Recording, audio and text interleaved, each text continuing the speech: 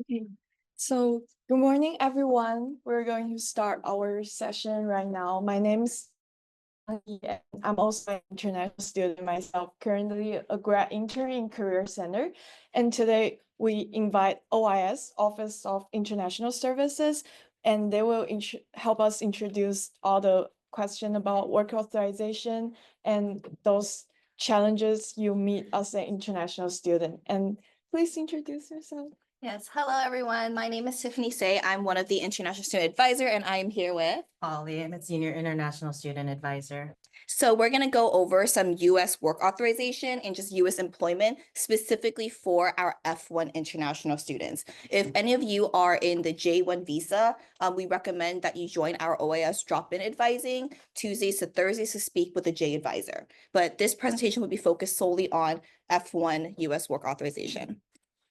Okay, so we're going to go into some employment options. So with on-campus employment, you have some work hours while the school's in session. You can work up to 20 hours a week. And during breaks such as like the winter break, the winter recess, or even like the summer break, you can work up to 40 hours per week. And the reason why I'm bringing up on-campus employment is because no separate authorization is needed. So when we typically think of US work authorization, we think of CPT and OPT, but with on-campus employment, you do not need that separate work authorization. Please note with work study positions, international students are not eligible for these, but you can do other employment that's not work study as long as it's on campus, and you can use that on-campus employment to apply for an SSN. The SSN is a social security number, and this can be used for your employment, and you can apply for it with OIS first to get a support letter, and then you'll apply for the actual SSN with the Social Security Administration office. Okay, now we're going to go into curricular practical training, or for short CPT. The work hours is a little bit weird when we say like part-time or full-time. So part-time is 20 hours or less a week, and full-time is 21 hours or more per week. And this is strictly for like immigration in terms of part-time and full-time. So some eligibility requirements is you do need approval first from your academic advisor before applying with OIS. And your work does have to be related directly to your major and your academic program. CPT is authorized on a semester basis, and it's also specific to the employer. So if you're applying, let's say you have an internship for the same company, it lasts from like spring of 2025 all the way to fall of 2025. Each of these authorization, you'll have to apply separately again each semester. So you need one for spring, you need one for summer, and then you need another one for fall. And also, again, specific to the employer. So if you're doing a different internship with a different employer, you'll also need to apply for CPT separately for that as well. And one more thing is the student does need to be enrolled in an internship course unless it's required, like the internship is required for your department, in which you don't need to enroll in the internship course, but otherwise, majority of our students do need to enroll in the internship course. And then one other thing is student has to have completed at least one academic year of your study here at USC, or if you were, a transfer student from another school, you may be eligible for CPT earlier in the program. But if you are a brand new student, you came to the US for the very first time, you do have to wait one academic year, which is the fall and spring semester, before being eligible to apply for CPT. Again, the exception is if you're a transfer student or if your program, again, requires an internship. We will have questions at the end. Yeah, thank you. Okay, and then one very important thing, very, very, very important, is the CPT I-20 must be obtained before beginning employment. You will receive the CPT I-20 from OIS. So your Form I-20 document, we will print you a new one with the third page. It will have their CPT work authorization. So you must obtain this I-20 from OIS, and the start date on the I-20 must have been reached before you can officially begin your employment. Some departments might have their own separate form when it comes to applying for CPT, or specifically when it comes to enrolling in the internship class. That's not the actual authorization. Again, you need the CPT I-20 from OIS to begin working. Okay. One other thing I want to mention is if you are on a reduced course load, specifically the medical or academic reduced course load, you aren't eligible for CPT during that specific semester. However, if you're doing like your final semester reduced course load, that's okay. You can do CPT on that. I also want to bring up one more thing when it comes to the work hours. Typically speaking, during the academic semester, so the fall and spring semester, you're only eligible for part-time. Only during the summer vacation or maybe potentially your final semester, if you're enrolled part-time, then you are eligible for full-time CPT or unless it's required by your department.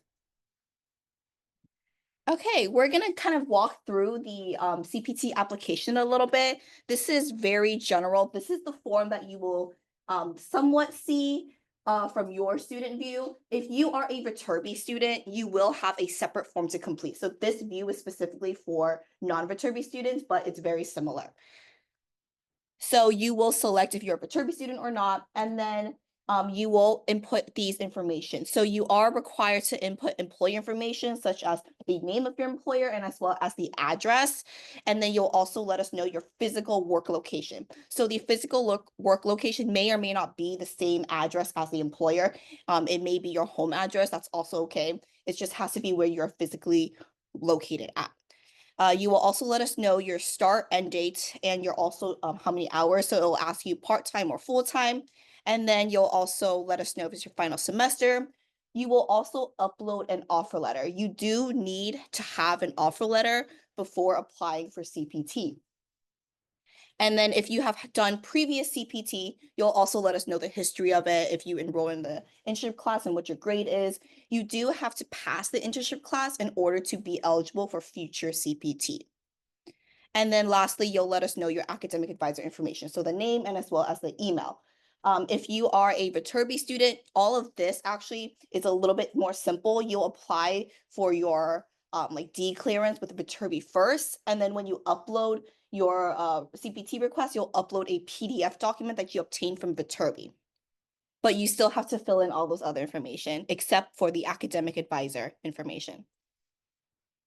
So type of request, there are two. One is this new CPT authorization. This is the most commonly used one. Remember how I mentioned that like each semester to apply for a new authorization? That's the button you're going to click. Even if it's the same company, you're still going to click the new CPT authorization. And then the only time that you would ever use the update existing CPT is if you're making changes. So for example, changes to the company name or changes to the work address, or maybe like changes to like your dates. But if you are changing dates such as like extending your employment, feel free to just go ahead and email us and then we can go ahead and assist you there instead of, completing a whole separate form. Okay, we're gonna go a little bit into common CPT questions asked. One thing is if you are volunteering, which is like truly pure volunteer, humanitarian in nature, such as like a homeless shelter or an animal shelter, you don't require CPT authorization. However, if you are doing an unpaid internship at like a startup company, for example, and it's related to your degree, you should be getting CPT for it. CPT can be authorized for both paid and unpaid internships. And then internships outside of the LA area, the safest option for our students is to have it completely remote or in the Los Angeles area. And the reason for this is because as F1 students, you have a physical presence requirement, which means you have to be here physically located, near LA, attending your classes in person. And so if you're having your internship, let's say all the way in New York, how exactly are you going to prove that you are coming to USC taking your classes? So again, it's okay to have an internship in New York if you are completely remote. So that's an important thing to note. And then one more thing is international internships. Internships, they have to have a US-based office or a physical address in the US. We cannot authorize you for CPT if you're having an internship that's outside of the US. We physically cannot do that. So again, it has to be here in the US. But if you are working, let's say outside the US in your home country, and you're working for a non-US based company, let's say during the summer you want to travel back home, then that's okay. You actually do not need CPT for that. But while you are here in the US and you're working for a US based company, you do need the work authorization for it. And then I just want to point out this cute little picture. I'm a little like show of hands. What do you see? Do you see a duck? Who sees a duck? Okay, I see a few hands. And then who sees a bunny? Okay, a lot more of you see a bunny. So this kind of goes hand in hand with the unpaid internship part. A lot of you saw a bunny. So let's just say you see a bunny and you see this as, oh, it's unpaid. It's technically volunteer. I don't need work authorization. But the few of you that raised your hands when you saw a duck, that might be the US government saying, hey, that was actually work and you should have got work authorization for it. So you don't want to fall into that, rabbit hole of that's actually really good. You don't want to fall into that hole where, you were supposed to get the work authorization, but didn't. And so now, you have to prove that it was actually truly volunteer and all that sort of stuff. So just one thing to keep in the back of your mind when you have an offer and you are wondering, should I get CPT for it? The safe option is yes, you should get CPT for it. Okay, I'm going to hand it off about OPT. Okay. So I'll be discussing OPT, optional practical training. This is primarily the difference between CPT and OPT is this is conducted after you've graduated. So optional practical training, OPT, it's an employment benefit for F1 students. It allows students to gain work experience in your field of study. Keep in mind, even after you graduate, the OPT does require your positions to be directly related to your major. There are 3 types of OPT: pre-completion OPT, post-completion OPT, and STEM OPT extension. Pre-completion is rare. It's not as common. I'll discuss it more in the next slide. Post-completion OPT is the most common one after graduation. STEM OPT extension is for those with the designated STEM degree that's listed on the official DHS STEM designated degree program list. Don't worry too much about all this information. It's on our website as well, but just bear with me. The link is there. You can also Google DHS STEM designated degree program list to find that zip code and all the authorized STEM majors. You can compare that with your I-20. On the first page, you'll see major name and also a zip code. So you'll just match it with the list that's provided by the Department of Homeland Security to confirm that you're eligible for the STEM OPT extension. Next. So we'll go over the 3 OPTs. The first one is pre-completion OPT. It's done before graduation. It's not as common because it does go through a lengthy approval time with USCIS. Keep in mind, CPT is something that can be approved within OIS and USC, but pre-completion OPT does go through USC OIS, and then thereafter also USCIS, the government. Currently, the processing time for that work authorization is 4 months. So given the length of duration of the approval, this is a more rare option. Post-completion OPT is after graduation. It's a 12-month work authorization. It has to be related to your program of study, and it can be unpaid, paid. You can also be self-employed during this period. STEM OPT, it's only eligible for STEM eligible degree holders. Keep in mind that DHS approved a list to make sure you confirm your I-20 and your major to show that it's indicated on the approved list.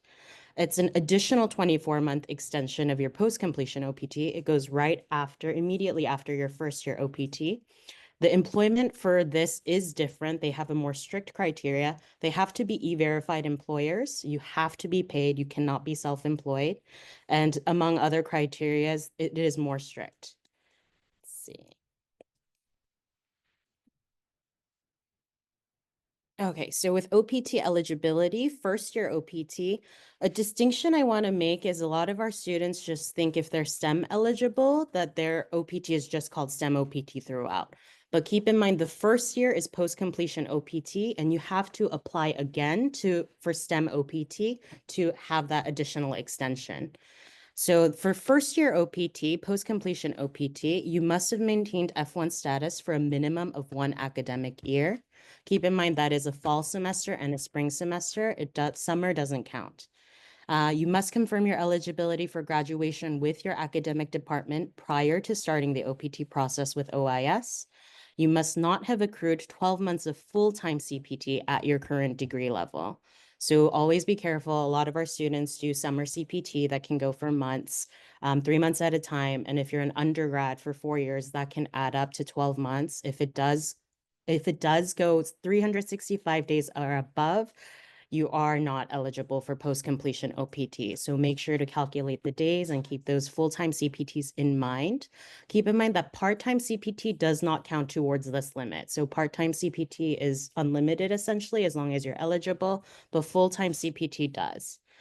You must not have completed OPT at the same or higher degree level. So if you've already done post-completion OPT on a bachelor's and now you're on your master's and you're applying, you're eligible on a master's, but let's say you get a second bachelor's, you wouldn't be eligible for post-completion OPT at that bachelor's level because you've already redeemed it before.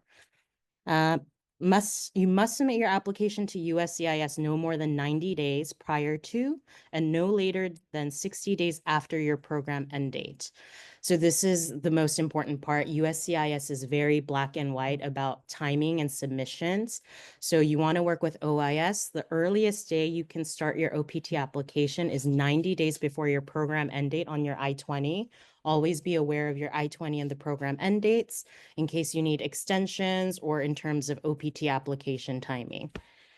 Okay, and keep in mind, you have to be in the US to file the I-765 with the government, which is the OPT application. You cannot file it from abroad. You have to be in the United States.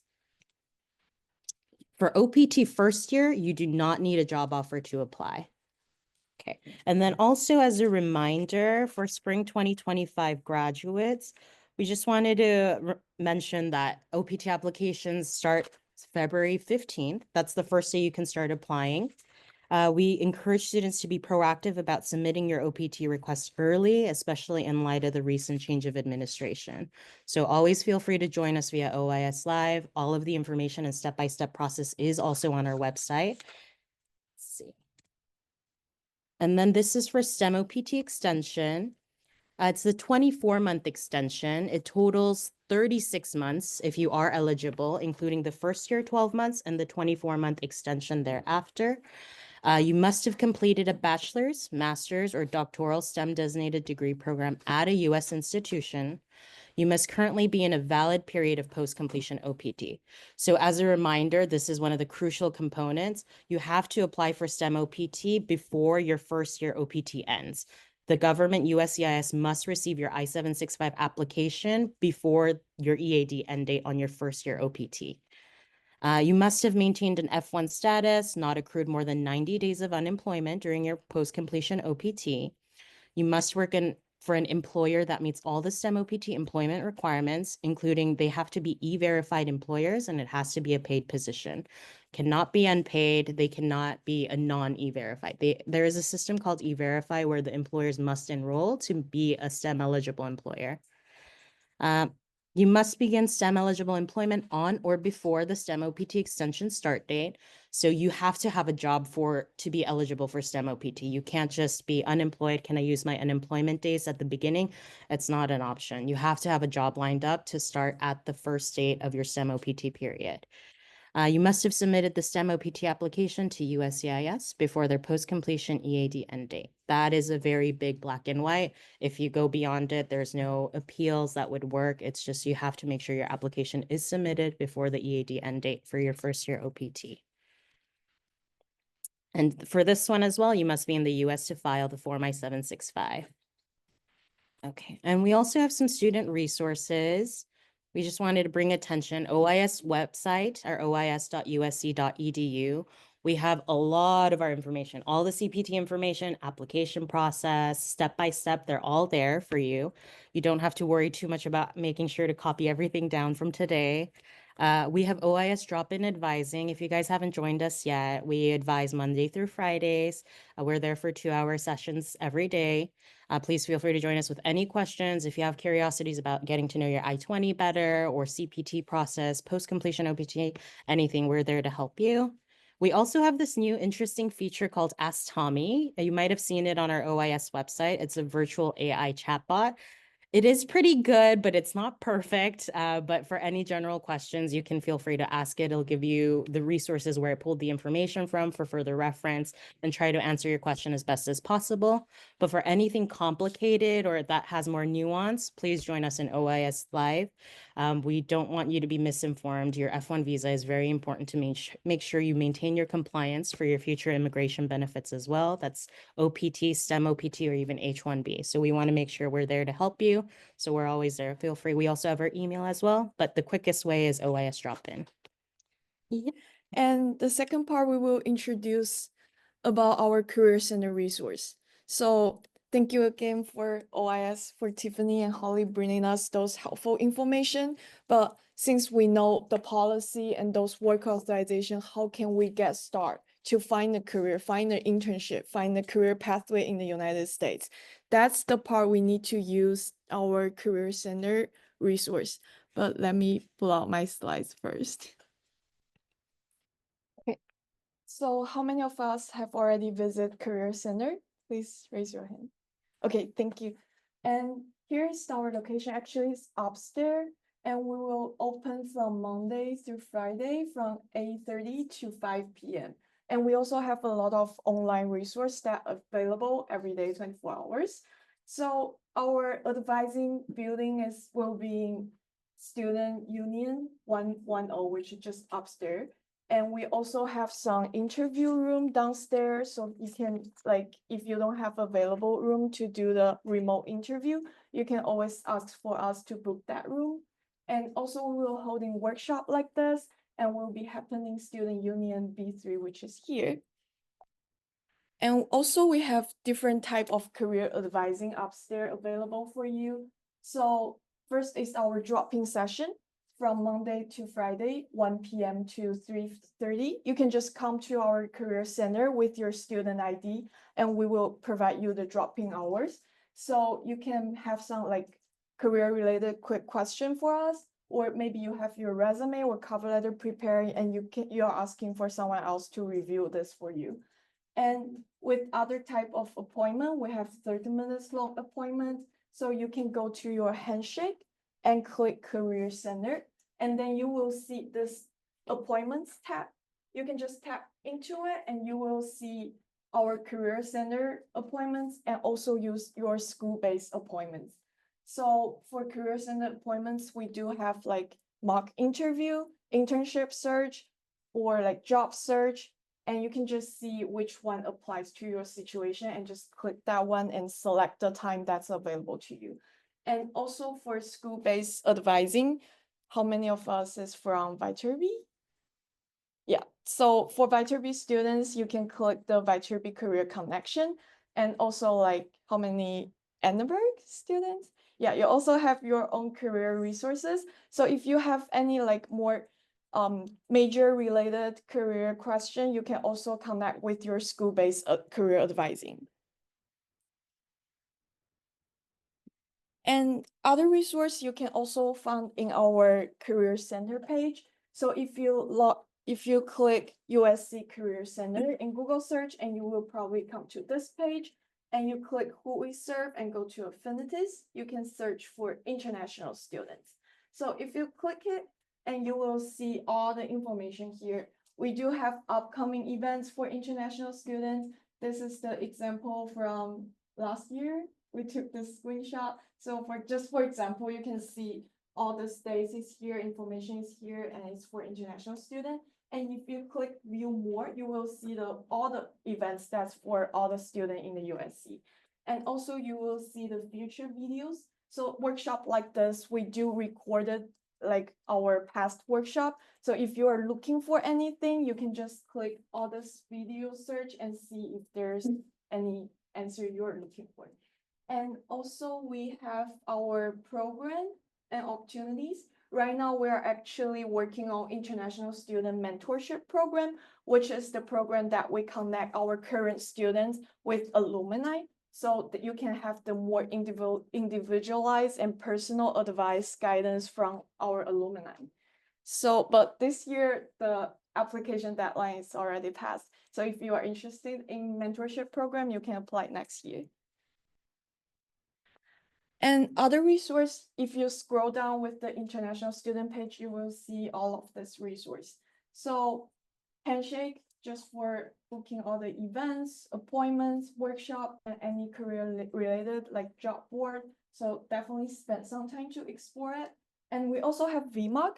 VMUG is the 24 hours online AI resume tool for you guys. You can just literally upload your resume into the VMOC and you will give you score, feedback, and very detailed suggestion about how can you change the bullet points. And we also have Children Network, which is kind of like USC version of LinkedIn. So with Children Network, you can log in with your USC email and you will see all the past alumni there. And then you can see their profile. If you see like anyone you're interested in, you want to like have a coffee shop with them, you can just reach out them through Children Network.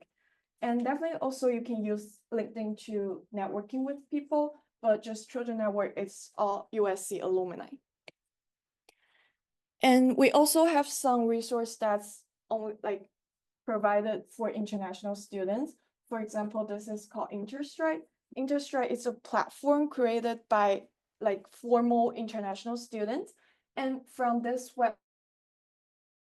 helpful resource, for example, if you click learn and you will see a lot of webinars that created for international students. And also you can see like they have the job board and also the companies here. So with all this information, you can search the career like position title you are interested, or maybe the entertainment industry or like data science. Just type any keywords that you are interested in, and you will give you the job board list and or the company's name. And you can always click view and see their past information about how many how many workers they sponsor before, or what kind of job they provide sponsorship. And you can even see like the average salary, just all those detailed information. And you can also see like if there's any job position open right now, and you can even apply through here. And next resource is F1 Hire. This is actually a Google extension, Chrome extension. So if you download it and go to, for example, Handshake job board, you will see something like this. So you can customize your own job board like search strategy by typing in the like your major and all those job title you are interested in, and apply this filter. It will show up here, and then it will tell you very detailed. Probably you cannot see it clearly, but it will state here like this company, for example, has sponsored H1B before and also participates in E-Verify, just like OS mentioned before. For those STEM OPT students, they will like need company with E-Verify to do their STEM OPT. So this can be very helpful. And also it will say like sponsor last year, or like how many petition they did before, or whether they are STEM friendly or not. So you can see a lot of information with this filter. So when you're doing the job search, definitely I recommend you download this Google Chrome extension. So it will save you a lot of time to do the background research with all this sponsorship question with this company. And next one is Going Global. So this is, it also provides job board and all of career guides. But interesting part of this one is it also provide you the information of other country, other states. So if you are looking for like the job outside of maybe LA or even outside of the US, and you know, like with the unfamiliar culture, it actually provide all the detailed information with the like career culture in that company. For example, like you know, with different country, we have different standard of resume. So one example I think of is usually in China version resume, we will include our photos, even our like marriage status, stuff like that. But in US resume, we actually just need your name, your email, or your phone number, and that will be it. So different country or different states, they all have different rules. So you can go to this website and search if you are interested in working in other culture. So it will provide you a lot of helpful information. And that's all of the career center resource, because we don't have enough time, so I cannot like go detail with it. But definitely you can come to our like appointment and book appointment with us, so we can show you like more detail about how to navigate those resources. And also if you have question about your resume or cover letter, more personal question, come to our dropping hour. And now it's the Q&A session. Any question for Career Center or for OIS? Yes.